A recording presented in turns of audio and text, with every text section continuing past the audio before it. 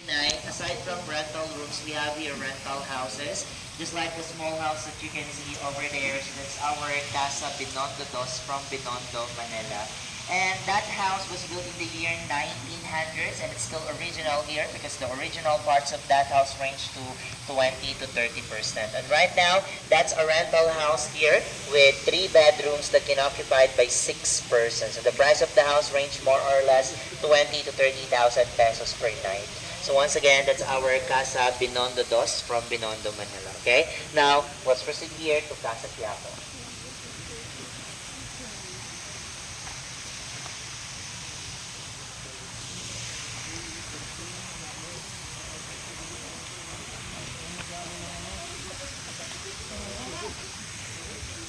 So who's here a graduate of University of the Philippines? Wala po.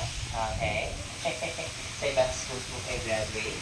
Alright, so we're now here to Casa Quiapo, and this house was built in the year 1867 under the ownership of Don Rafael Enriquez. And the person who designed this house was Felix Rojas Y. Arroyo, the first Filipino who practiced architecture here in the Philippines. As you can see on the wall of the house here, we have the original logo or seal of beauty fighters, because just like what I've said to you earlier, in the year 1908 to 1926, this house became the first building of the University of the Philippines School of Fine Arts, wherein the first director of this school was also the owner of the house. And some of our national artists here in the Philippines, like Fernando Amorsolo, Carlos Botong Francisco, and Guillermo Tolentino, were actually the product of this school.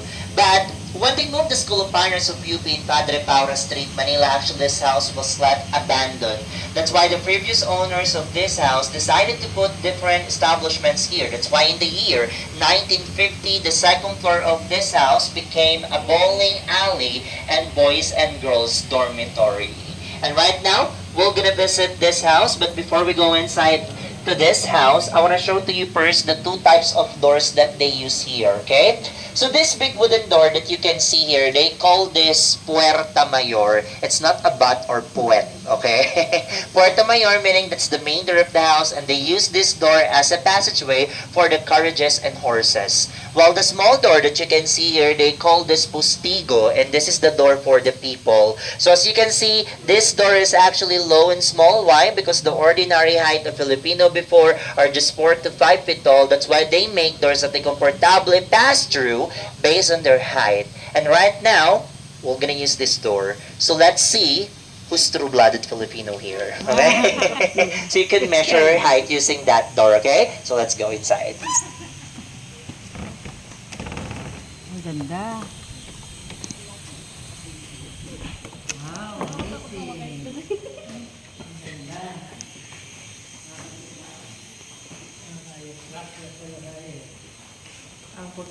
Akala mo maliit, no?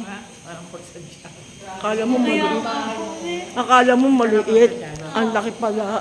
Alam po na para kayo nasa palasyo. Oo, ang ganda.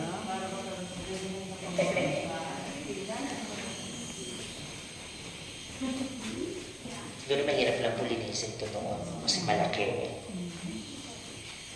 Alright, so this is the interior design of this house, and by the way, it's still original here, okay? Because the original parts of this house range to 40 to 50%. And included to 50% original parts of this house are the stones that you can see at the flooring of this house. So these stones, they call this Petrachina stones. It's originally from China. So they use the stones before as a ballast for balancing the ship during the galleon trade. So if you're gonna buy a Petrachina stones in the market right now, you need to pay at least 10 to 15,000 pesos. It depends upon the thickness and size of the stone. So meaning to say, the stones that you can see here are actually expensive because these stones are real Pedra China stones. Okay? So here at the resort, this house right now serve as the house of the Bellas Artes project. So it is a non-profitable art association funded by the daughter of the owner of the resort. That's why we have here a painting exhibit. So we call this the Likhalina exhibit. So from the Tagalog word likha, which means to create, halina, which means to come on. So these paintings were created by local artists here in Bataan. If you're interested to these paintings, you can actually buy them because they're all for sale, okay? So you can check some of the paintings here. So I'm gonna give you 3 to 5 minutes again to explore this house. And then after that, we're gonna move to our next house, which is the Casa Lubao from Lubao, Pampanga.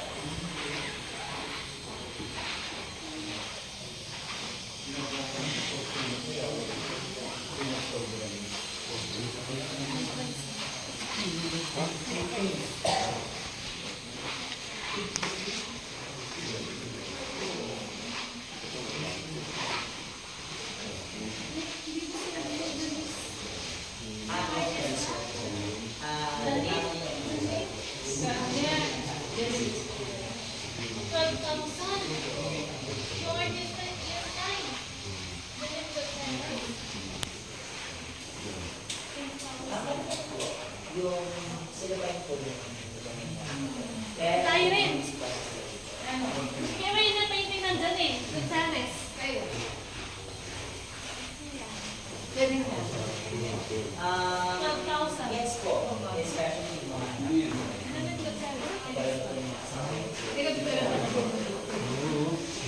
sorry, not sure po sa mga surnames ng mga anak niyo. Pero, kaya nga po, the name itself of the resort is Las Casas Filipinas Resort. So it means the houses in the Philippines are So,